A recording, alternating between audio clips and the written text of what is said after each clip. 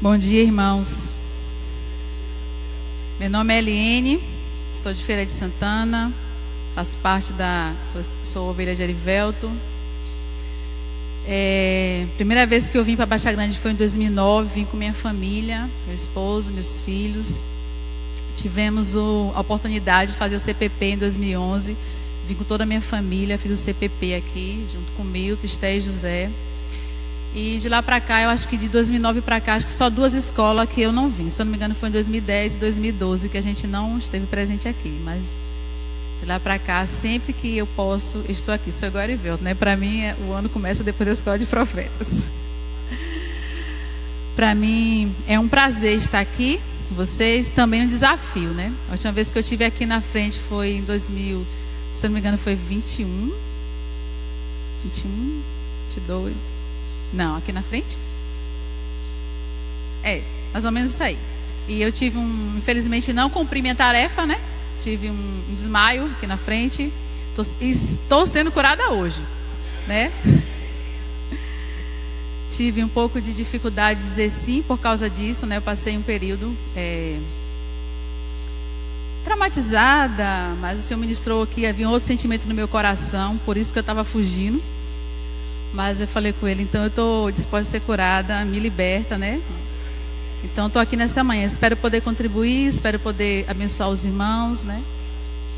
Vou falar sobre devoção e os livros, né, que me foram dados para falar sobre esse assunto foi o livro Celebração da Disciplina, de Richard Foster, e o livro Espaço para Deus, de Henry Nouwen.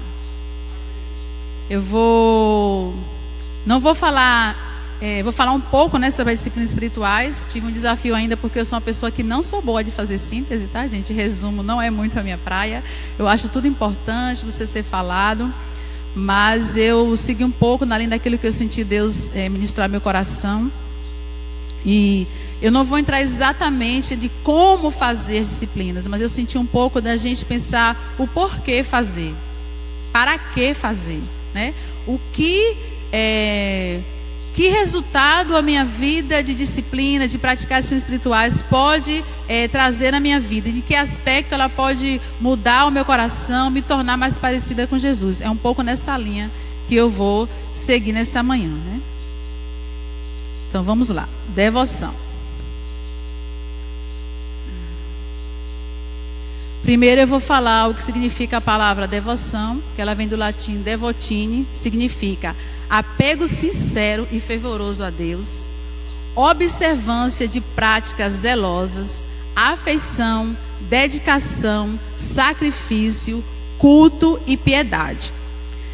Então, quando a gente fala em devoção, a gente pensa apenas na vida devocional, mas a vida devocional é um aspecto da sua vida de devoção.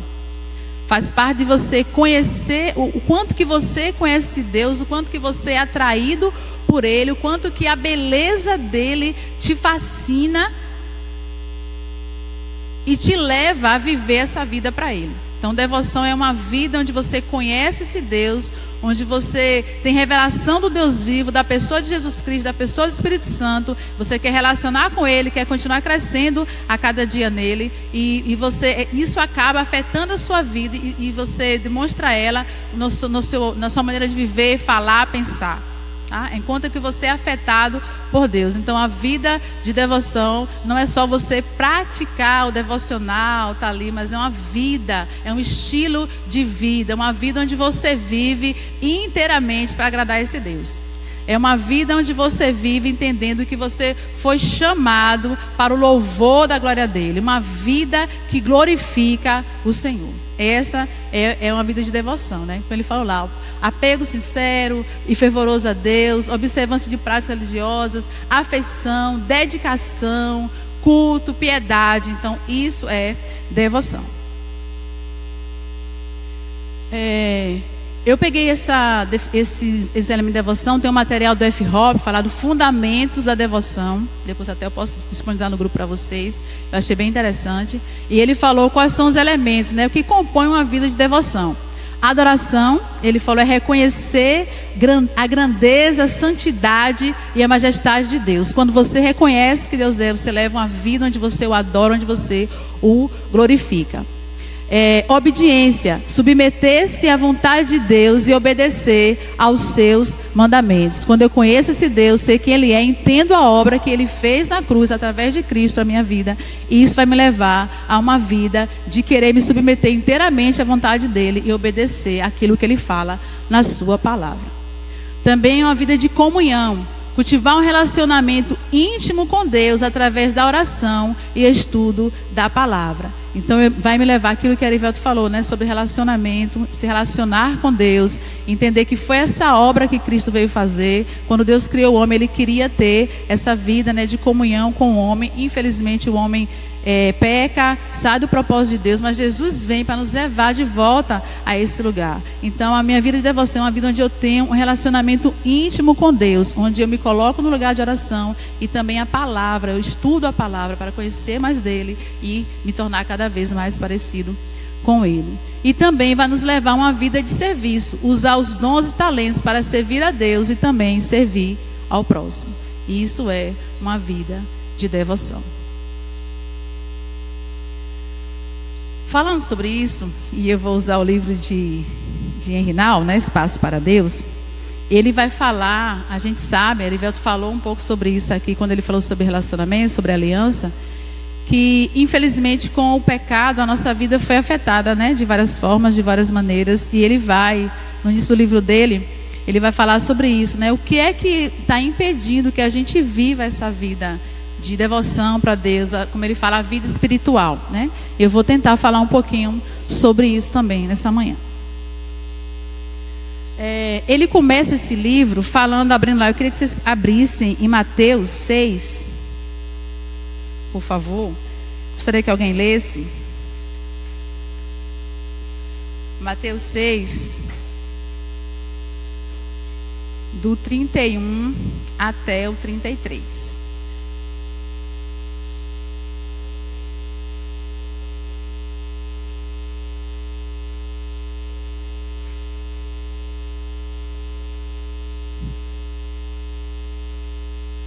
Pode continuar, até o 33.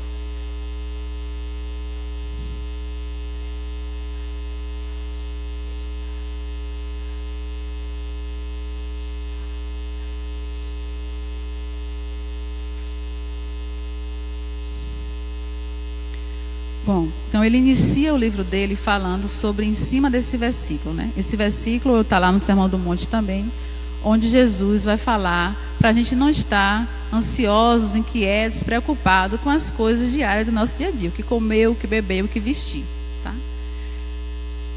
Jesus não disse que a gente não teria ansiedade. Então faz parte da nossa vida, mas a gente precisa aprender como não deixar que a ansiedade nos tome de tal maneira, né, que nos desnorteie. Então a gente vai tentar falar um pouquinho sobre isso, né? Então ele falou que não andeis ansiosos, não vos preocupeis, não vos inquieteis, mas ele falou que buscai em primeiro lugar o reino de Deus e a sua justiça, né?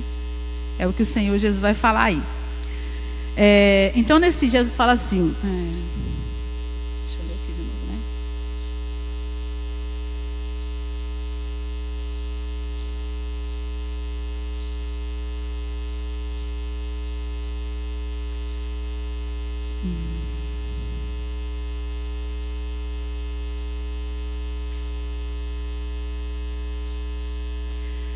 Nesse versículo, Jesus vai mostrar, vai pensar sobre preocupação e confiança em Deus. Os gentios, eles se preocupam com todas as coisas. Os filhos de Deus devem se preocupar com uma única coisa. A gente vai descobrir lá na frente o que é essa única coisa que nós, como filho de Deus, devemos nos preocupar. Então, uma pessoa que ela não tem uma vida de intimidade e comunhão com Jesus, ela é uma pessoa que fica preocupada com muitas coisas, é uma pessoa que vive cheia de muitas preocupações. Nós também, como filhos de Deus, também vivemos, porque talvez experimentamos muito pouco desse relacionamento com Deus, né? Essa confiança, entender a nossa paternidade, entender a nossa idade, quem somos no Senhor, e isso tem causado em nós, né, muita ansiedade, muita preocupação. Mas Jesus veio para resolver isso em nossas vidas, nos ajudar a viver de forma diferente. Então, os gentios, eles se preocupam com todas essas coisas que Jesus falou aí, o que comer, o que vestir. E hoje a nossa preocupação vai ampliando ainda mais nos dias de hoje, né? Mas os filhos de Deus, eles vão se preocupar com apenas uma única coisa. E a gente vai entender o que é, então. Então, viver a vida espiritual, hoje em dia, nós temos enfrentado vários empecilhos, né? Ele vai falar, Reinaldo vai dizer que viver a vida espiritual é viver uma vida onde o Espírito Santo nos guia em todas as coisas, no que pensar, no que fazer, no que falar, como agir. É uma vida onde nós somos totalmente guiados por Ele, nos colocamos diante dEle para que Ele conduza e dirija as nossas vidas. Mas hoje ele vai falar que nos dias que nós vivemos, nós temos tido um vago sentimento de insatisfação. E são empecilhos para que a gente viva essa vida espiritual. A gente até quer, a gente tem desejo, a gente tem fome, né? Haroldo está até falando sobre isso, sobre fome e sede de Deus. Mas a gente tem essa fome que nós temos às vezes saciado com outras coisas, né? Então ele fala que existe um vago sentimento de satisfação. Eu estou insatisfeita com a vida que eu tenho. Eu penso que eu poderia avançar muito mais no que eu tenho da vida com Deus, né? E sinto esse desejo de querer mais, mas eu não sei o que fazer, como fazer para poder romper com isso. E ele fala que existe um desejo indefinido por coisas espirituais. Eu quero as coisas de Deus, mas eu não sei bem como é que eu vou desenvolver. A gente ouviu sobre a hospitalidade. Como desenvolver a hospitalidade, né? Como viver isso? Como é essa prática na nossa vida? Só que ele fala que a gente também, apesar de ter esse vago, essa insatisfação e esse desejo, né, por coisas espirituais, a gente também tem a questão da resignação. Eu vejo, eu quero, mas aí eu me deparo com quem eu sou, eu deparo com minhas lutas, deparo com o meu pecado e penso, não, mas é assim mesmo, né? Não tem como mudar, vou seguir aqui. Então ele fala, essa resignação tem nos impedido, que o Espírito Santo atue em nossas vidas, porque a gente se conforma com quem a gente é. Não, é isso mesmo, vou seguindo, né? Quem sabe lá na frente um dia, quem sabe vai ter um estalo, quem sabe a gente vai ter um encontro igual ao de Paulo, né? Paulo teve um encontro, né? Não foi assim está lá não, tá, gente? Mas foi forte o encontro que Paulo teve. Mas a gente fica esperando, né? Vai ter uma hora que o Senhor vai vir assim, pá, vai abrir, tudo vai mudar na minha vida. Então, essa resignação nos impede, né? Mas ele fala aqui, então, que atitude eu devo ter para que esses empecilhos sejam tirados da minha vida? Eu preciso expulsar este vago e obscuro sentimento de insatisfação que impede que o Espírito Santo atue na minha vida. E de que maneira? Ele fala com honestidade, coragem e confiança. E ele diz assim: eu preciso ter honestidade e coragem para admitir que tudo não está bem em minha vida. Isso vai me levar ao desespero, tá? Eu fico desesperado, não sei se vocês, mas eu fico, tá? Mas ele fala que mesmo que a gente sinta esse desespero chegar, a gente não precisa temê-lo. A gente precisa deixar que ele cresça de tal maneira e confiar que o Espírito Santo vai nos levar além desse desespero. Que essa insatisfação que a gente sente vai nos levar para Ele, que Ele é poderoso para nos fazer romper sobre isso, para nos fazer ir além desse desespero e nos levar a viver a vida, né, que o Senhor quer que nós vivamos nesses dias. Aí a gente vai lidar com uma questão dos nossos dias. Ele diz que nós somos cheios e não realizados. Nós somos cheios de quê? Cheios de ocupações. Nós temos muitas tarefas para fazer. É assim? Ou é só eu, gente?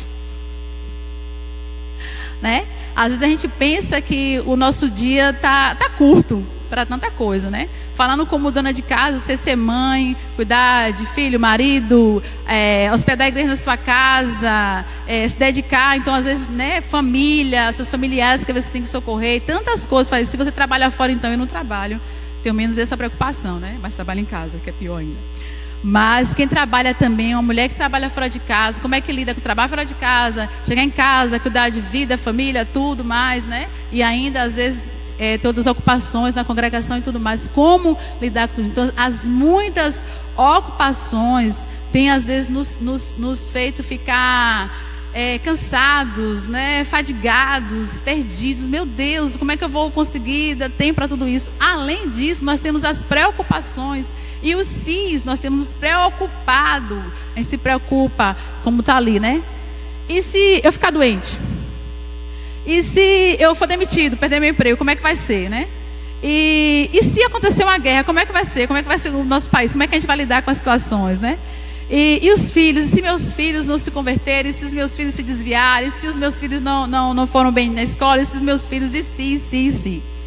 E se o mundo acabar, meu Deus, como é que vai ser, Jesus? E se eu for atacado, se eu for assaltado, se eu sair aqui, a gente sai, tem um celular, a gente tem até medo de sair com o celular, né? Porque a gente está vivendo uma sociedade muito violenta, cheia de muitas coisas, então a gente fica com medo de ser assaltado. A gente tem os noticiários, né? A gente tem tantos noticiários hoje, gente, tem noticiário que nem faz bem a gente ouvir, né? Porque é tanta tragédia, tem uns que são bem sensacionalistas, eles estão falando a realidade, mas a maneira como eles colocam, acabam criando em nós mais ansiedade, mais preocupação, mais medo, mais frustração e tantas outras coisas. O que acontece com tudo isso? A gente está cheio de ocupações, né? E às vezes a gente não está conseguindo dar conta, a gente acaba ficando insatisfeito com a nossa vida, frustrado, né? Parece que a gente não está fazendo nada, muitas vezes a gente pensa assim. E esse sentimento de insatisfação, muitas vezes vai nos levar, ele fala, ao enfado.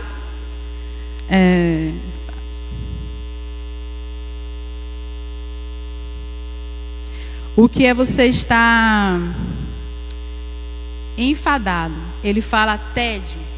Você está fazendo muitas coisas, mas será que você teve a sensação que você está fazendo e parece que não vale a pena?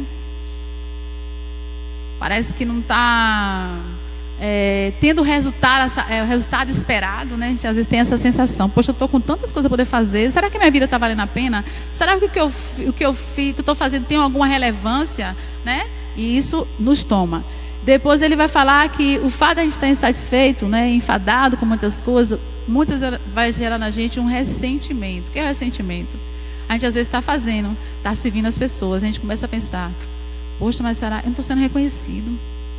Poxa, eu estou lá em casa, eu limpo, eu lavo, eu cozinho, e cadê o reconhecimento do marido, e cadê o reconhecimento dos filhos? E a gente está fazendo às vezes na congregação, e né, será que eu estou sendo vista? Será que eu estou sendo eles que vai dando o ressentimento, vai nos tomando, uma amargura, a gente começa a ficar queixoso, murmurando, reclamando de muitas coisas. Ele fala que isso vai gerando uma ira dentro de nós, é uma ira quente, que com o passar do tempo ela vira uma ira congelada, ressentimento, ira congelada. Porque às vezes você pensa que está fazendo coisas, que você não está sendo vista, que você não está sendo valorizado, que você não está sendo percebido, e isso pode te levar a esse sentimento de ressentimento, que é uma ira congelada. E com tudo isso, o que é que vai acabar te levando? A uma depressão. Que você começa a pensar, será que minha vida vale a pena?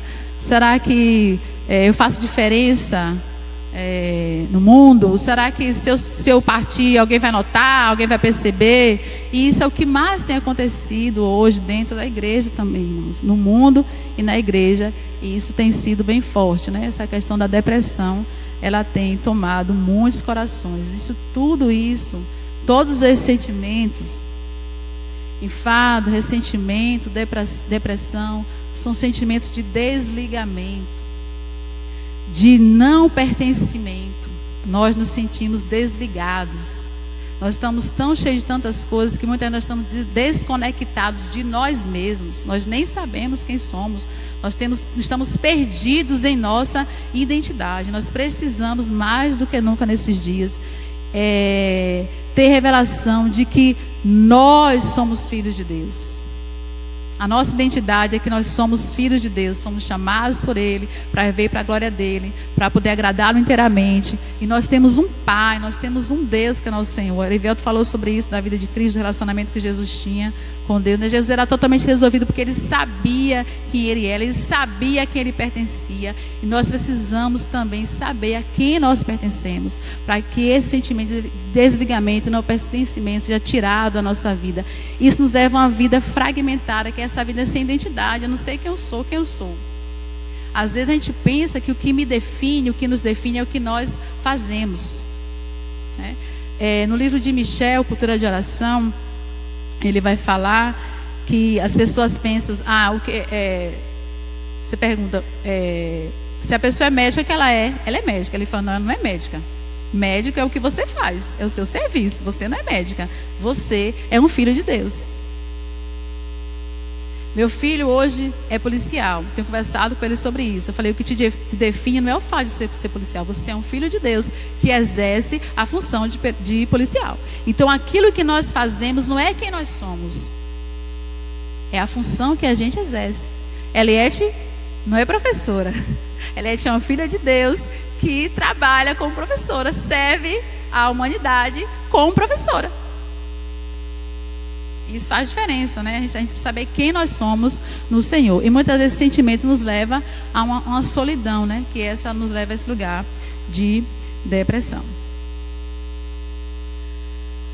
A solução de Jesus para a nossa vida tão cheia de ocupações e preocupações, com esse enfado, com esse ressentimento, com essa sensação de desligamento, o convite de Jesus para nós não é que ele não vai nos chama, né? Ele fala, portanto, não se preocupem, mas busquem em primeiro lugar o reino e todas essas coisas lhes serão acrescentadas. E a gente vai descobrir o que significa buscar primeiro o reino.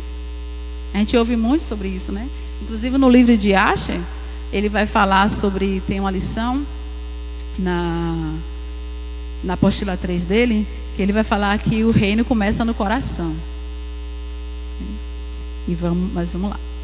Então Jesus, quando ele nos chama sobre isso, ele não está dizendo assim, eu estou te chamando, vem e você vai ter uma vida de fazer nada. Vou te chamar para estar fazendo tudo para um lugar de fazer nada. Não é isso que ele está falando conosco. Jesus não nos chama para uma vida onde a gente não vai ter nenhuma preocupação, tá? Não é isso que ele está dizendo. Vem agora, busca o reino que acabou tudo, resolveu todos os seus problemas. Você agora pode ficar tranquila, não vai ter mais preocupação nenhuma. Não vai ter mais angústia nenhuma. Não é isso que ele está dizendo. Não é isso. Mas a gente vai descobrir o que é que Jesus está dizendo para nós, tá?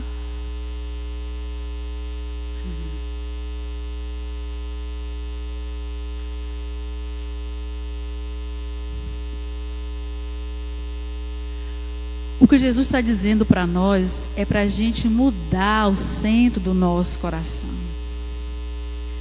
Das muitas coisas, deixa eu ver se eu consigo. Das muitas coisas, essa vida fragmentada, essa vida sem identidade, que eu não sei quem eu sou, que eu penso que o que me define são as minhas ocupações, que eu penso que me dá senso de responsabilidade são as minhas preocupações, para uma única coisa: a vida do Espírito de Deus. Uma vida onde Deus está no centro do nosso coração. Onde Deus é tudo que nós temos e que nós precisamos. E a partir desse entendimento, a partir desse lugar, a partir dessa vida com Deus, Ele vai nos dar graça, direção e sabedoria para lidar com as muitas coisas. Não é uma vida sem dificuldades ou adversidades, mas é uma vida onde, no caminhar com Deus, no relacionamento com Ele, Ele vai me instruir, saber como lidar com as minhas dificuldades, com as minhas adversidades.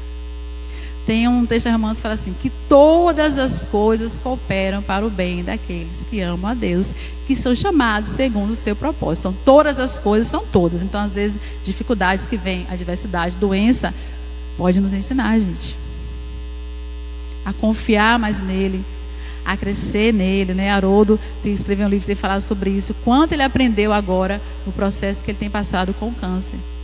Então, em tudo na vida que Deus permite vir até nós, tem um papel, uma função de nos ensinar. Mas o convite de Jesus para nós é que a gente possa mudar o nosso coração. Em vez de deixar o nosso coração sobrecarregado com tantas coisas, vamos voltar o nosso coração para Ele. Vamos aprender a viver essa vida de relacionamento com Ele. Vamos aprender a desenvolver a nossa intimidade com o Pai e permitir que Ele nos conduza em todas as coisas. Jesus disse que o Espírito Santo ele viria e nos ensinaria toda a verdade. que Ele nos guiaria em todas as coisas. A gente precisa confiar na pessoa do Espírito Santo, que Ele é poderoso para guiar e conduzir as nossas vidas. Então Jesus nos convida a buscar em primeiro lugar o reino. E Ele diz assim: um coração que busca o reino do Pai também é um coração que busca a vida espiritual. Buscar o reino, portanto, não significa colocar a vida do Espírito dentro de nós e entre nós como centro de tudo que pensamos, dizemos e fazemos.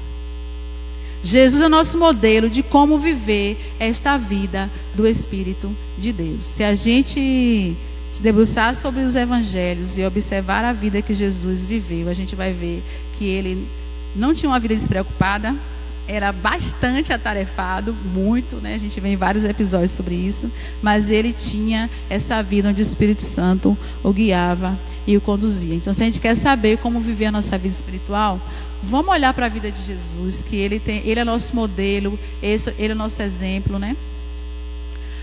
Então Jesus, Ele não vivia uma vida tranquila, sem ocupações, pelo contrário, Ele era muito ocupado. Vocês sabem disso, a gente tem episódio que Jesus chamou os discípulos, ia se retirar, criar um tempo a sós, não conseguiu. Quando chegou do outro lado, tinha uma multidão esperando Ele. Então Jesus o tempo todo estava ali, as multidões o cercando, o tempo todo. Ele não estava só, né? Então Ele tinha uma vida com muitas ocupações, Ele tinha muita coisa para fazer. Outro segredo que a gente pode aprender na vida de Jesus é que Jesus, Ele tinha uma só coisa. Ele falou que uma comida só eu tenho para fazer, que é fazer a vontade do Pai.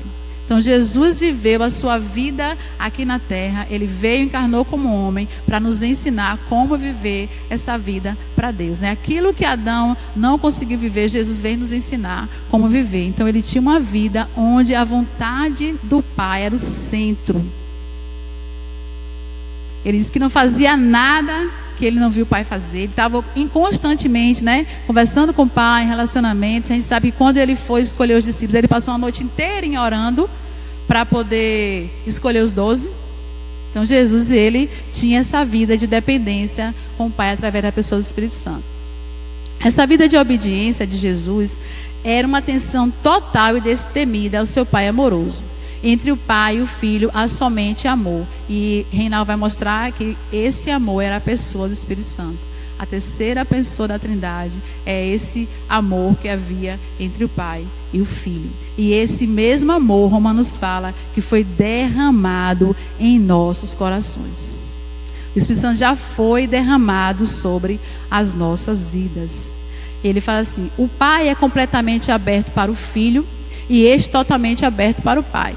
Deus reparte todas as coisas com o Filho, o poder, a glória e o conhecimento. A gente vê isso na vida de Jesus. Deus nos chama e nos convida. Essa foi a obra que Cristo veio fazer quando Ele morreu lá na cruz.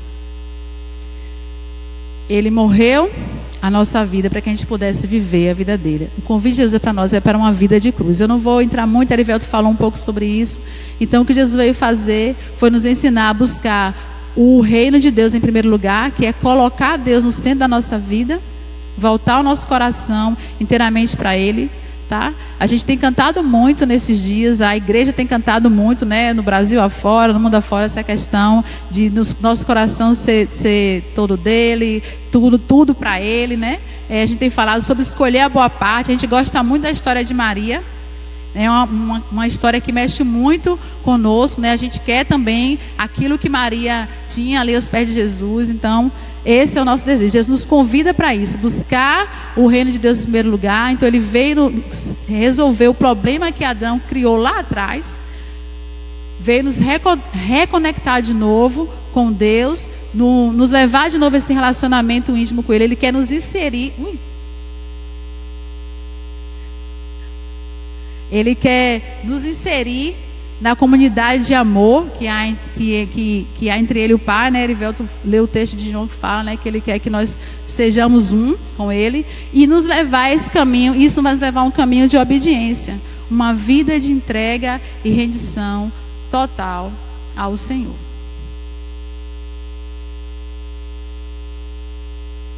Dito isso, Rinal vai falar que uma das formas da gente viver essa vida, entrar nessa realidade, é justamente as disciplinas, né? Ele até cita duas no livro, ele fala da solitude e a disciplina da comunidade. Porém, Richard Fortes, ele divide as disciplinas em 12, né? Eu fiquei feliz pensando que Erivelto ia entrar na questão da disciplina, já ia me poupar um trabalho, mas não deu, né? Mas Rinal vai dizer assim: uma disciplina espiritual, portanto, é um esforço concentrado para criar um pouco de espaço interior e exterior em nossas vidas, onde esta obediência pode ser praticada. Então, as disciplinas espirituais, o que é que ela vai fazer em nossa vida? O que é que ela vai gerar em nós? Por que eu devo praticar as disciplinas? Para que eu devo praticar as disciplinas, né? O que é que ela pode fazer na minha vida? Deixa só eu pegar aqui minha anotação, que eu já baguncei tudo aqui, já me perdi.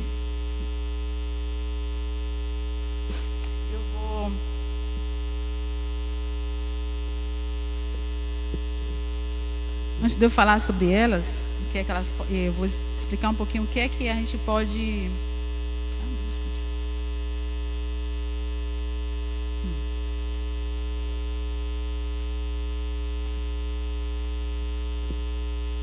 Richard Foster, quando ele inicia o livro dele, ele vai dizer que o grande mal do nosso tempo é a superficialidade. E eu quero dizer que superficialidade não é que a gente não tem conhecimento não, tá, gente? A gente até tem, tá cheinho. Mas a questão que nos falta é viver o conhecimento que nós temos, né? Então ele fala que o tempo de hoje, ele não precisa mais de pessoas inteligentes e de conhecimento, mas ele precisa de pessoas profundas. A gente tem estudado muita coisa, mas o que tem nos faltado é sabedoria de como aplicar essas coisas em nossas vidas. Como tornar elas práticas, aquilo que a gente está aprendendo, aquilo que a gente está estudando, aquilo que a gente está conhecendo, como isso pode afetar a minha vida, de que maneira eu posso aplicá-la na minha vida, né? Então a gente precisa aprender isso nesses dias. Você vai para uma faculdade, você vai estudar, tem uma profissão, você não fica lá só com o que você aprendeu e pronto, acabou. Para você se tornar, seja um professor, seja um mestre, seja o que for, você precisa colocar em prática aquilo que você aprendeu. O fato de você ter estudado e feito uma faculdade para ser pedagoga, se você não exercer, você é pedagoga? Você sabe o que é ser uma pedagoga. Mas você vai ser de fato quando você entrar, né? Praticar isso, viver no seu dia a dia e aprender como aplicar aquilo que você aprendeu. Então ele vai dizer que a disciplina, ela nos insere em uma estrutura com o objetivo de nos trazer liberdade. Ele vai dizer que toda disciplina ela vai nos libertar de alguma coisa. E são muitas coisas que nós temos para ser libertos, né, gente? Outra coisa que ele fala é que a disciplina, ela por si mesma, ela não tem poder de nos transformar. Tá? A gente não vai praticar disciplinas e agora não é ela que me muda. Mas com o tempo e a prática constante, vamos perceber o quanto nosso coração está sendo transformado. Não pela disciplina em si, mas pela graça de Deus que está sendo recebida através da postura de coração que nos expõe à presença de Deus. Então, a disciplina espiritual é para você se colocar nesse lugar, se colocar diante do Senhor, se colocar à disposição do Espírito Santo, para que Ele te transforme, para que Ele te mude. É você reconhecer que, Senhor, sem Ti eu nada posso fazer, não sei como fazer. Então eu preciso me colocar diante dEle, para que Ele opere em mim, para que Ele faça a obra dEle em minha vida. É se colocar à disposição de Deus para ser mudado, para ser transformado, para poder viver a vida de Cristo. O nosso chamado, Erivelto falou que no slide dele, quando ele falou rapidamente sobre disciplina, ele falou que a palavra disciplina está ligado à palavra discípulo. Jesus, quando andou com os 12 aqui na terra, ele, quando estava para partir, ele deixou lá, né, a grande comissão. Todo mundo sabe a grande comissão, né? Ele falou: ide por todo mundo, pregar o evangelho a toda criatura e batizar em nome do Pai, do Filho e do Espírito Santo, ensinando-os a guardar todas as coisas que vos tenho falado, e eis que estareis convosco todos os dias até a consumação dos séculos. Então, a vida de discipular, nós somos convidados para uma vida de nos tornarmos discípulos de Cristo, nos tornarmos parecidos com Jesus. Quero indicar um livro?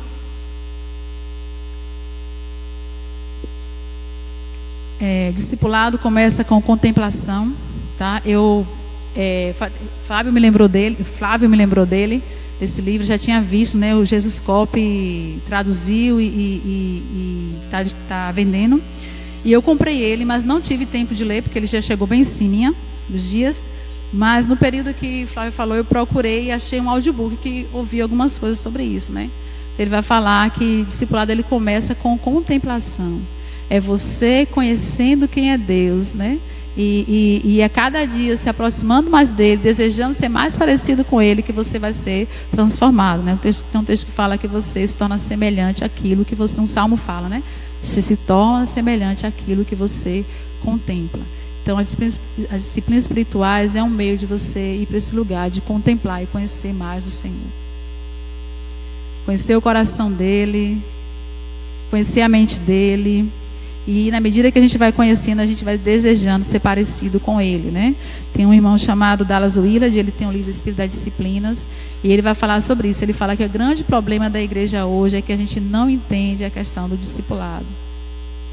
E ele vai falar que a gente até deseja ser parecido com Jesus, mas não quer trilhar o caminho que Jesus trilhou. E ele fala que é semelhante, os jovens, né, que gostam de futebol, que tem os seus ídolos, eles desejam ser. A gente já teve, na minha época tinha Pelé, tá, gente? Lá atrás, Pelé, Bebeto, Romário. Então os jovens queriam ser parecidos, porque eu já não sei muito sobre futebol, se me perguntar, não sei quem é que está no auge hoje. Mas geralmente os jovens, eles viam e eles querem ser parecidos com aquele craque. Ele quer jogar igualzinho aquele craque. Mas aí ele vai lá para o Baba e ele quer fazer igualzinho que aquele ídolo dele faz. Só que ele esquece de uma coisa: para ser tudo aquilo que ele tem uma vida de disciplina, de exercício físico, de coisas que ele faz para poder agir quando ele está no campo, ele poder desenvolver aquilo tudo. Então ele fala que é igualzinho. A gente às vezes quer ter a vida de Jesus, a gente quer ser parecido com ele, a gente quer expressar quem ele é, sua gentileza, sua bondade, seu amor, sua compaixão, sua misericórdia, mas a gente não quer passar o caminho que ele passou. E Jesus, se a gente olhar lá, ele vai ver a vida que ele teve, uma vida de total dependência de Deus. Mesmo sendo Deus, ele, né, abriu mão de quem ele era, né? A palavra fala isso, que ele aprendeu a obediência, aprendeu pelas coisas que sofreu. E a gente precisa trilhar o mesmo caminho de Cristo, esvaziarmos de nós mesmos, de quem nós somos, nosso velho homem, nossa velha natureza, tá? Da herança que a gente tem de Adão. Assim, um texto em Romanos fala que assim como a gente trouxe mais do que é terreno, também nós vamos trazer a imagem do que é espiritual. Então, assim como a gente, na nosso dia a dia, é tão fácil, né, gente, a gente revelar o velho homem. Mas a gente está nesse processo de transformação. Então, da mesma forma que eu manifesto a velha natureza, as obras da carne, eu preciso também, né, a partir do momento que eu encontrei com Jesus, que eu estou aprendendo a relacionar com Ele, que eu estou crescendo nesse relacionamento, que eu estou sendo cheia do Espírito Santo, dia a dia, e tomando a minha cruz. Lembra que Jesus falou? Tome a sua cruz dia a dia. Eu morro hoje, tenho que morrer amanhã de novo. Eu estou aprendendo que na verdade eu tenho que morrer a cada segundo, tá? Diariamente não está dando mais, tem que ser segundo após segundo. Então a gente precisa entender esse chamado de Cristo para viver essa vida discipulada, essa vida de renúncia, de autorrenúncia, de entrega total a Ele. Richard Foster vai dizer que alguns pensam, né, que as disciplinas espirituais são apenas para os grandes gigantes espirituais. Não é, irmãos. Que é somente para os contemplativos, que devotam todo o tempo à oração e meditação. Não dá não, gente, orar e meditar não dá não. Eu sou uma dona de cara tarefadíssima. Como é que eu vou ver essa vida de... Não dá, gente. Eu tenho 3 filhos para criar, como é que vai ser isso? Não, a gente pensa isso, mas não é. Ele fala, não, e a gente outra coisa que a gente precisa pensar, a gente quando fala em disciplina, a gente pensa, né? Nossa, disciplina, esforço. Erivelto até falou sobre o que é esforçar-se. Esforço é fazer algo com dedicação e trabalho. A gente pensa que esforço é algo ruim, né? Mas fala dedicação. Tem trabalho, mas sem dedicação vai virar algo prazeroso, né? Ele fala assim: não é um exercício penoso e enfadonho com o objetivo de exterminar o riso da face da terra. A gente pensa que a gente praticar disciplinas vai ser algo pesado, né? Vou ficar triste, não vou ter alegria, não vou ter nada. Não é isso. Mas ele vai dizer que antes é o quê? Ela deve ser praticada por seres humanos comuns, pessoas que têm emprego, cuidam de crianças, lava prato, retira o lixo. Ela é para ser vivida na nossa vida ordinária, no nosso dia a dia. Pode ser praticada por homem, mulher, crianças, adolescentes. É possível para cada um de nós viver essa vida de disciplina. Sua prática é melhor quando ocorre em meus relacionamentos que mantemos com marido, mulher, irmãos e irmãs. Outra coisa que ele fala, ela não é penosa, mas antes é o contentamento é o tom básico de todas as disciplinas. Cantar, dançar e até mesmo gritar fazem parte das disciplinas espirituais. Então ela não é algo pesado, enfadonho, que vai me levar, não. À medida que eu me coloco naquele lugar e que eu vou encontrando com Jesus, que eu vou encontrando com o Espírito Santo, com a vida dele, e que eu vou sendo moldada e mexida por ele, eu vou encontrando também alegria. Eu vou poder cantar, dançar, me alegrar. Os irmãos estavam aqui, disciplina da celebração, na chuva aqui, se alegrando, pulando junto, a gente faz parte, é uma das disciplinas, né? Mas vamos lá. Eu espero que vocês tenham misericórdia de mim quando tiver de Erivelto, tá, gente? Se eu não conseguir, vocês tenham misericórdia de mim. Me dê mais tempo. Já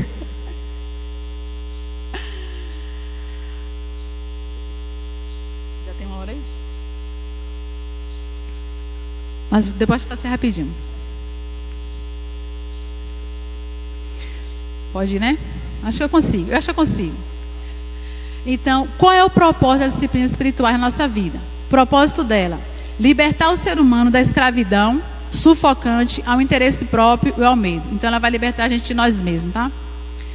Nos libertar da escravidão dos hábitos pecaminosos arraigados. Lá em Romanos capítulo 7, Paulo fala dessa luta que há entre a carne, né? Ele quer fazer o bem, o bem que ele quer ele não faz. Então a disciplina espiritual nos leva a este lugar onde nós somos libertos dos pecados arraigados na nossa vida. Nos permite que nos apresentemos diante de Deus a fim de que ele possa nos transformar. De que maneira que a gente é liberta? À medida que eu me coloco diante de Deus, ele vai trabalhando na minha vida e vai me transformando, trazendo à tona tudo que está aqui dentro, que precisa ser mudado, transformado. Eu vou me submetendo a ele e isso vai sendo mudado na minha vida. Crescimento espiritual. A graça de Deus é merecida e não se pode merecê-la. Mas se algum momento tivermos expectativa de crescer na graça, precisamos pagar o preço de um curso de ação conscientemente escolhido que envolva a vida individual e comunitária. E ele vai falar sobre graça disciplinada. Ele fala que ela é graça porque é gratuita, vem de Deus, é dom dele, tá? A disciplina também é um dom de Deus, mas é disciplinada porque exige que nós façamos alguma coisa. Ela não vem do nada. Então existe algo que eu preciso fazer para que essa disciplina chegue até mim. Ela nos torna mais sensíveis à voz tranquila e suave de Deus. Richard Foster ele divide as disciplinas em interiores, exteriores e comunitária. As interiores, ele fala que ela levam os famintos de Deus a uma transformação interior. Então, se você tem fome de Deus, se você deseja conhecer Deus, se você deseja relacionar com Ele, se você tem sede e desejo de conhecer Ele mais profundamente, essa disciplina, a meditação, a oração, o jejum e o estudo, vai te levar para mais perto dEle e vai transformar também o seu interior. Disciplinas exteriores, ela fala, são reflexos das prioridades do reino de Deus em seus filhos. Ela fala de simplicidade, solitude, submissão e serviço. E as comunitárias, ele vai falar que lembra-nos de que na comunhão com os cristãos é que nos aproximamos mais de Deus. Então, existem disciplinas onde na coletividade a gente recebe muito mais do Senhor. A gente recebe individualmente, mas a gente é muito mais abençoado coletivamente, tá? E sobre essa ele vai dizer confissão, adoração, orientação e celebração. Como eu vou deixar os slides com vocês, e esse aqui está resumido, mas eu tenho um que é um pouquinho maior, eu vou deixar o outro para vocês lerem. Eu vou falar, só explicar o que é que ela pode fazer em nossa vida, tá? Meditação. A meditação é a capacidade de ouvir a voz de Deus e obedecer a sua palavra. Então, quando eu paro para meditar sobre a palavra, quando eu paro para meditar naquilo que Deus está falando comigo, eu vou aprendendo a ouvir a voz dele e vou recebendo a graça para obedecer a sua palavra. Quais são os empecilhos para a gente praticar a meditação? Ruído, pressa e a multidão. Muito barulho, apressado, eu não tenho tempo, quer fazer tudo corridinho, ou então as muitas pessoas com quem eu quero estar. Isso pode nos impedir de viver a vida de meditação. Ele até cita tem uma frase de um rapaz, acho que é um psiquiatra, que ele fala que a pressa não é do diabo não, a pressa é o próprio diabo que nos impede, tá? Qual é a ênfase? O que é que a minha vida de meditação, o que é que a disciplina de meditação pode me ajudar, permite, né, que Deus trabalhe no meu coração, que o Espírito Santo faça na minha vida? Mudança de comportamento como resultado do encontro com Deus vivo. Arrependimento e obediência são traços essenciais de qualquer conceito bíblico de meditação. E ela tem o propósito de levar você a uma inteireza interior necessária para que nos entreguemos livremente a Deus e a ter comunhão com Ele. Para isso eu preciso separar um tempo, um momento, eu preciso ter uma hora, ficar diante da palavra. Você pode, quando a gente vai para esse lugar, muitas vezes vem muitos pensamentos, muitas preocupações. Existe uma prática, né, que os antigos faziam, chamada Lectio Divina, que nos ajuda muito a como viver, como praticar essa disciplina da meditação, tá? Depois também eu posso passar para vocês. Eu queria só contar um testemunho rapidinho sobre essa questão de meditação. Um tempo atrás, eu tinha uma situação com uma pessoa que tinha me afetado gravemente, né? Mas eu tinha ido lá, conversei com a pessoa, achei que estava tudo resolvido, tudo tranquilo. E segui com esse relacionamento. Nessa época ela estava morando comigo na minha casa. Mas um belo dia eu acordei mesmo, estava um momento cheio de tribulação, muita coisa no meu coração, não conseguia ouvir Deus direito, toda agoniada. Mas um dia assim que eu acordei, eu vi uma voz falar assim comigo: segui a paz com toda a santificação, sem a qual ninguém verá o Senhor. Eu falei: uai, foi o que, Espírito Santo? Não é possível, eu só estou sobrecarregada e tal. Mas aí eu falei: tá bom. Fui lá, peguei o livro de Hebreus, fui ler. Aí lá ele vai falar sobre a raiz de amargura. Eu falei: meu Deus, o que você está falando comigo? Ele falou: tal situação assim, assim, você está com a raiz de amargura no coração, está sendo impedida por isso, por isso, por isso. O que é que eu fiz? Fui para a Escritura, fui ler, fui destrinchar o texto de Hebreus, fui procurar ministrações que falavam sobre isso, fui para diante de Deus, chorei, passei dias só nesse versículo, orando, todo devocional, chorando diante do Senhor, pedindo, até que eu percebi que meu coração foi mudado, foi transformado. Voltei para a pessoa de novo, já tinha conversado com ela, mas voltei de novo, pedi perdão pelo sentimento que eu carregava no coração, raiz de amargura em relação a ela. Então, a meditação da palavra, quando Deus fala conosco, de fato, ela pode nos transformar e mudar o nosso coração.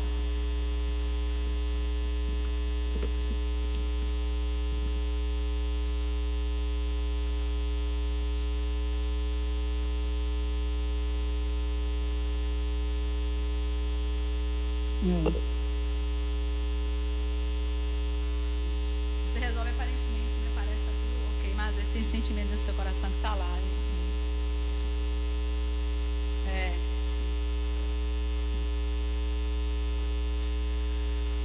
Oração. A oração, ela deve nos conduzir a uma comunhão perene com o Pai e nos leva ao agir mais profundo e elevado do espírito humano. E a gente vai dizer que orar é mudar.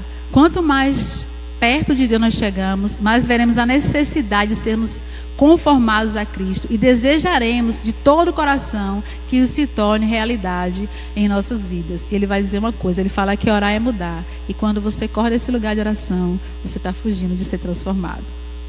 Abandonar o lugar de oração é você não permitir que Deus trabalhe no seu interior.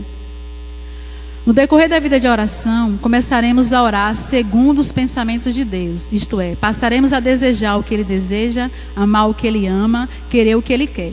Aprenderemos progressivamente a enxergar as coisas do ponto de vista dele e não do nosso. Muitas vezes a gente vai para a oração e a gente às vezes é muito preocupado com as nossas coisas, mas a partir do momento que a gente vai praticando essa disciplina, a gente vai começando a conhecer Deus e vai começando a ser tomada pelas coisas que tomam o coração de Deus.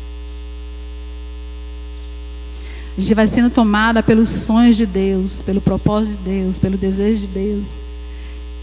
A gente vai aprendendo a conhecer Ele e vai nos tornando, desejando aquilo que Ele quer. A oração nos ajuda a construir relacionamentos mais fortes, mais saudáveis e que exaltam a Deus. É no relacionamento com Deus que nosso coração se enche de amor pelas pessoas. Então isso aí, quando a gente está lá orando e orando por pessoas, até a palavra fala para a gente orar pelos nossos inimigos. Então é uma forma, quando a gente está nesse lugar orando e falando com o Senhor, é uma forma de nós aprendermos também a amar e a ter relacionamentos saudáveis. Jejum. Romildo já falou, leu um texto sobre isso, hoje de manhã. Ele fala que o propósito principal do jejum é glorificar a Deus. Essa é a única maneira de nos poupar de amar mais as bênçãos do que o abençoador. E o propósito secundário dele é revelar as coisas que nos controlam e ajuda a trazer para fora a nossa realidade interior. Ele fala, isso é maravilhoso para os que buscam ser transformados à imagem de Jesus Cristo, pois intensifica o processo de santificação. Então, quando a gente jejuma, vem para fora que nós somos, Ele até fala assim no livro que às vezes tem gente que tem dificuldade, você passa da hora de comer, fica irritada, fica estressada. Ele fala, é porque eu estou sem comida. Ele falou, não. Está revelando o que tem lá dentro do seu coração, no seu íntimo. O objetivo principal do jejum é dedicar tempo para buscar a Deus e se concentrar nele. E às vezes a gente até separa um período de jejum, mas aí você pode correr o risco de ir para distrações, ficar na internet, A gente até falou de jejum de televisão. Hoje em dia é importante, tá? Então é um tempo que você separa para estar com o Senhor e se concentrar nele. E o efeito principal dele é nos ajudar a crescer em santidade e no conhecimento de quem Deus é. Eu não vou ler, mas aqui ele vai ditar 9 motivos bíblicos para o jejum. Aí vou deixar lá para vocês lerem. A disciplina do estudo, ela tem um propósito de transformar nossas vidas, substituindo velhos hábitos de pensamento por hábitos vivificadores, Paulo fala lá, não vos conformeis com este mundo, mas transformai-vos pela renovação da vossa mente. Ele fala, é um dos meios que Deus usa para nos aperfeiçoar. Jesus falou, conhecereis a verdade e a verdade vos libertará. É basicamente conformar a mente a um determinado padrão, o qual será responsável pela formação dos nossos hábitos. Paulo fala lá em Filipenses para a gente pensar em tudo que é puro, verdadeiro, seja essas coisas que ocupem o nosso pensamento. Então, à medida que a gente estuda a palavra, que a gente se coloca diante dela, seja a palavra, ele vai falar que não é só a Bíblia, tá? A gente deve estudar a Bíblia, mas também deve estudar livros que vai nos ajudar nisso. Já estou nos acréscimos. Ele vai falar que estudo, meditação é diferente, tá? Na meditação eu me coloco ali diante da palavra, diante de Deus, e Deus vai revelando a verdade no meu coração, transformando. E no estudo, não é só eu entender a mente do autor, saber o que ele quer falar e entender, deixar aquilo que ele entendeu ministrar a minha vida. Ele fala que isso não se limita só à Bíblia, mas abrange também outros livros e literaturas diversas, tá? Simplicidade. Ele fala que a disciplina da simplicidade, ela nos leva à integração do nosso ser interior, tá? O fundamento dela é aquele texto lá que eu falei de Mateus, de você buscar, em primeiro lugar, o reino de Deus, Deus ser o centro, ser tudo na nossa vida. Isso, quando a gente busca o Senhor, ela vai nos levar a ter bons olhos, ter olhos bons, singelos, ter um só alvo, nos livra da ansiedade, tá? Quando a gente confia que Deus é inteiramente nosso Pai, que Ele cuida de todas as coisas, nós somos libertos da ansiedade. Qual é a realidade interior que a disciplina da simplicidade vai trazer em nós? Ela envolve uma alegre despreocupação em relação aos bens materiais. Não tem a ver com pobreza, não tem a ver com você não ter nada. Tem a ver com você possuir, ter riquezas, mas elas não te possuírem, não tomarem o teu coração. Ela gera alegria e equilíbrio de que tanto precisamos, pois nos levará a uma vida centrada em Deus, o sustentador de toda a realidade. Ele está em tudo, através de tudo e acima de tudo. E aí ele vai dizer que na vida de Jesus, a vontade do Pai era o objetivo da vida de Jesus. E tudo que não cooperasse com essa vontade era descartado da vida de Cristo. E esse deve ser também o nosso chamado. Solitude tem a ver com você criar um espaço, né, no seu interior. Você abrir um espaço para Deus falar. É você ficar sozinho, aprender a ficar sozinho, para aprender a ouvir a voz de Deus, tá? E criar esse espaço interior. Não é só você ficar só, mas fala de um estado interior do seu coração. Existe um local, você vai praticando ela até que ela se torne esse espaço lá dentro de você, onde você pode ouvir Deus mesmo que você esteja no meio de uma multidão. Onde você está constantemente conectado com a voz do Espírito Santo.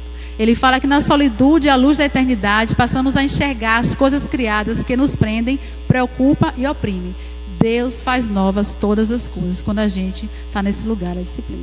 Outra coisa que ela pode fazer em nossa vida é aprender a ficar em silêncio. E ele fala do controle da língua.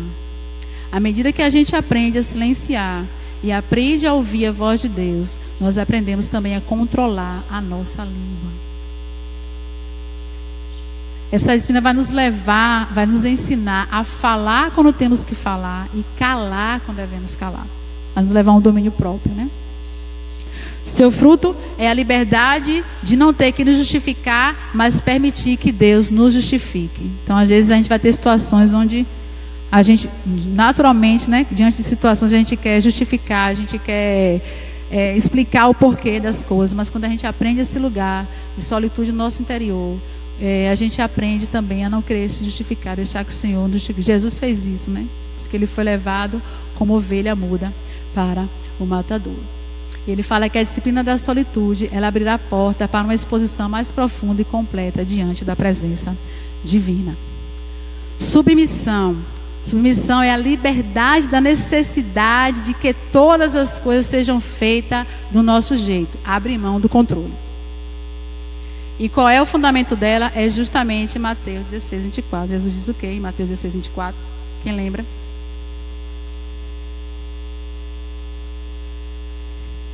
Quem quiser vir após mim, negue-se a si mesmo, tome a sua cruz e siga-me. A gente tem que saber, gente, esse texto de cor. A gente não sabe o endereço, né?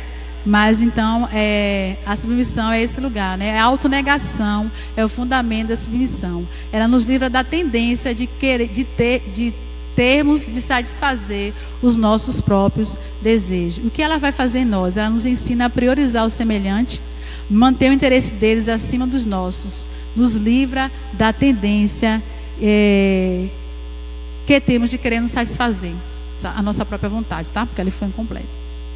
E a submissão, ela é uma atitude interior do coração. Às vezes eu posso ser submissa, mas no meu interior não ser. Exatamente. Então ela não é só uma ação externa, tá? É uma atitude no meu interior. Eu indico a vocês a ler o livro, porque ele é bem mais profundo, tá? Não dá para trazer tudo. Serviço. Eliette falou sobre isso, né? Alguns aspectos. Antes de eu falar isso, só queria ler algumas coisas aqui que eu anotei sobre a submissão. Rapidinho.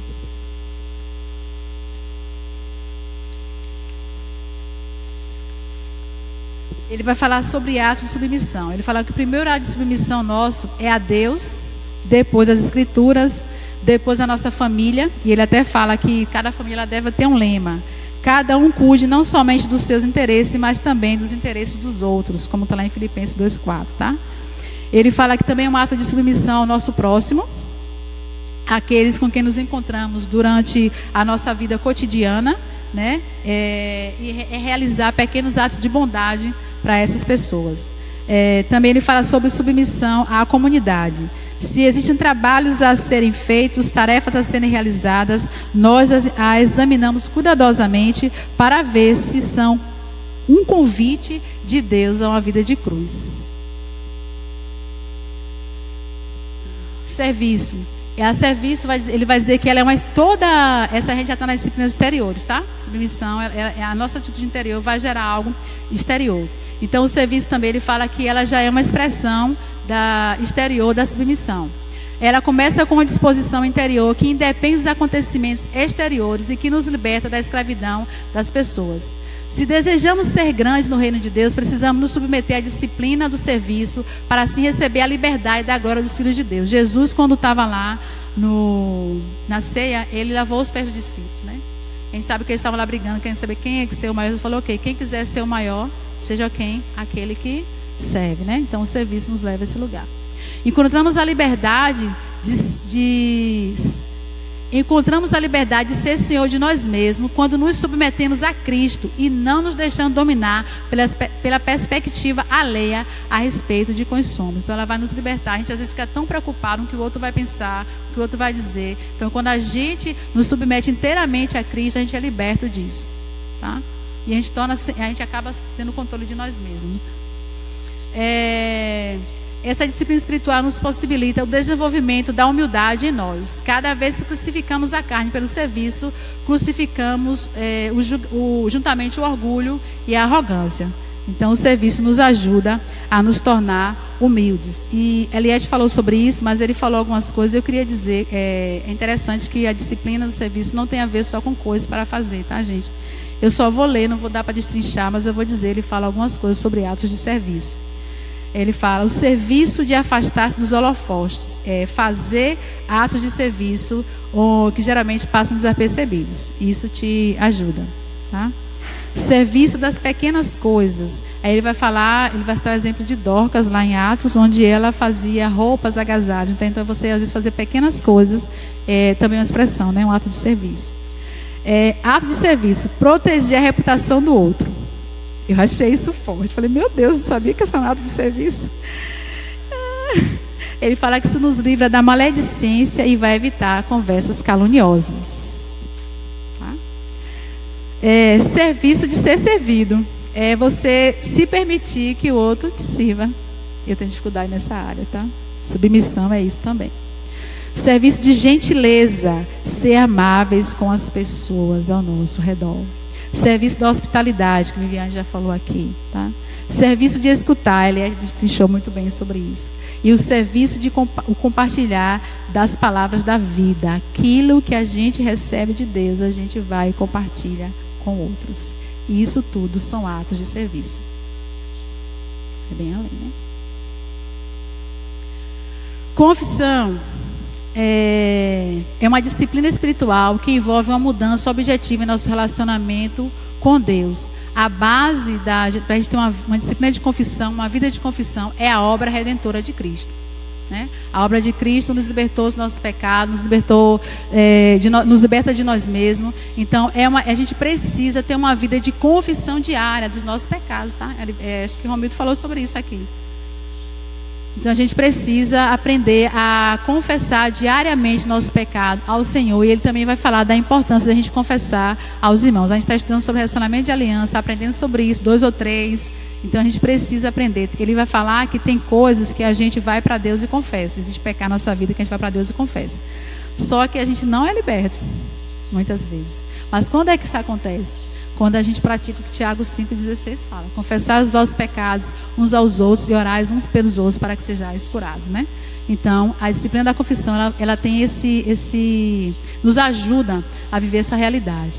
É uma disciplina que funciona dentro da comunhão, quando permitimos que pessoas confiáveis conheçam as nossas fraquezas, as nossas falhas mais profundas. Então, a confissão também é uma disciplina que a gente precisa aprender a praticar.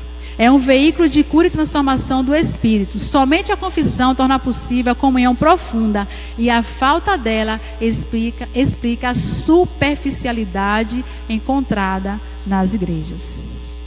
Pensemos sobre isso.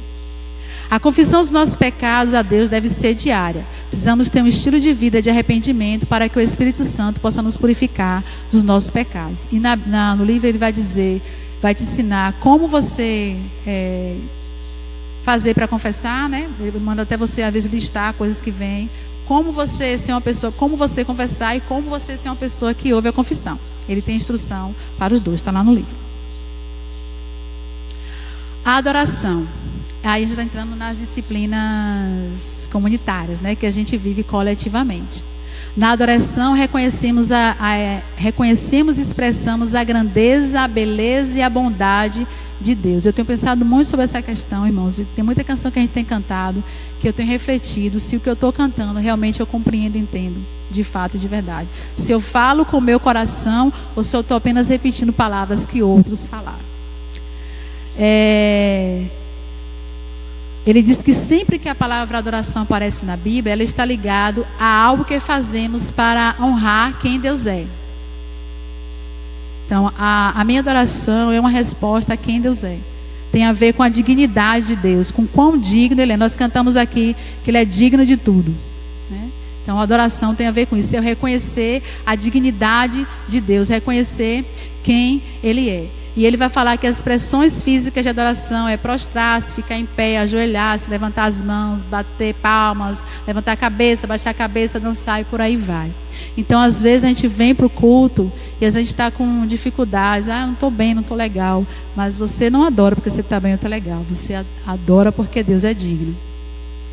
Ele é digno que você levante as mãos para Ele. Ele é digno que você abra a boca e cante para Ele. Então a adoração não tem a ver com como eu estou me sentindo. Se eu estou bem hoje, se eu não estou bem. Mas tem a ver com quem Deus é. Então ela é uma disciplina comunitária, onde a gente, coletivamente, a gente tem uma expressão muito maior. A gente tem a expressão individual no nosso dia a dia, mas a expressão maior dela é na comunidade. Então aí ele fala que a adoração é uma resposta à dignidade de Deus. Orientação. Essa é uma outra disciplina. Ela fala que essa disciplina ela nos orienta a sermos guiados pelo Espírito Santo. Ela nos posiciona dentro da obra de Deus e nos dá clareza de como devemos agir. A disciplina da orientação ela visa encontrar a mente do Espírito. E o seu agir nela significa cooperar com o que o Espírito Santo está fazendo na terra nesses dias. A gente vai ver lá em Atos, quando em Antioquia, né, Paulo estava reunido e Barnabé e outros homens estavam ali orando, buscando o ministério ao Senhor. E ali Deus deu direção a eles, né, do que eles deveriam fazer. Essa orientação ela pode ocorrer por meio do corpo, né, através da comunhão do Espírito Santo, através da comunhão do corpo de Cristo, para tomar decisões influenciadas pela mente do Espírito. E ela também, você pode ter um orientador, uma pessoa, né, espiritual que pode orientar a sua vida.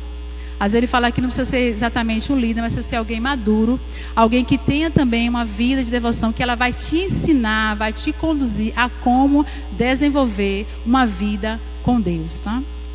Lá ele amplia muito mais, vocês podem ler, e eu achei bem interessante essa disciplina também. Ele fala também que a pregação também é uma forma de orientação. Disciplina da celebração a complementação da adoração, pois se baseia na grandeza de Deus revelada em sua bondade para conosco. A celebração é um ato de regozijo da comunidade, no qual as pessoas rendem graças ao Pai por tê-los unido, por velar por elas e amá-las, e por não estarem mais sozinhas, voltadas para o seu isolamento e independência, mas serem um só corpo no qual cada um tem o seu lugar. A Bíblia possui várias expressões de como uma celebração pode acontecer. Ela pode estar ligada a uma festa, a comida, a danças, risos, etc. Por isso que eu falei que os irmãos estavam aqui na chuva. Então ali foi uma forma também, uma expressão, né, de celebração. Celebração é a expressão da alegria que sentimos por pertencer a Deus.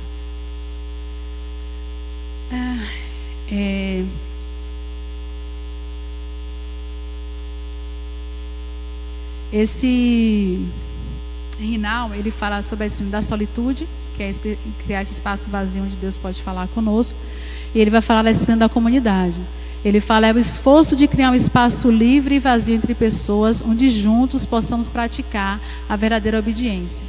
Pelo fato de reconhecermos o Espírito Santo que habita no outro, ao nos relacionarmos, descobriremos que existe um potencial enorme e poderoso para ouvirmos a voz de Deus juntos. Aí ele vai falar: amizade, casamento, família, vida religiosa e toda outra forma de comunidade é solidão saudando solidão, espírito saudando espírito, coração chamando coração. É o grato reconhecimento do chamado de Deus para compartilhar a vida juntos e o alegre oferecimento de um espaço hospitaleiro onde o poder recriador do Espírito de Deus pode se manifestar. Dessa maneira, todas as formas de vida em conjunto podem se tornar maneiras de manifestar um ao outro a presença real de Deus em nosso meio. Essa é a disciplina da comunidade.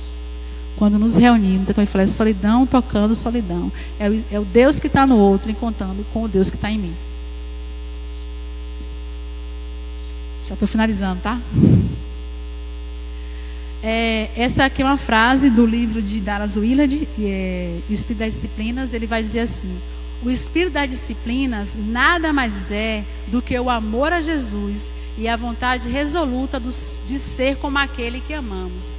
Na comunhão de coração em chamas, o exercício da piedade é nossa maneira de receber cada vez mais plenamente a graça na qual permanecemos, alegrando na esperança da glória de Deus.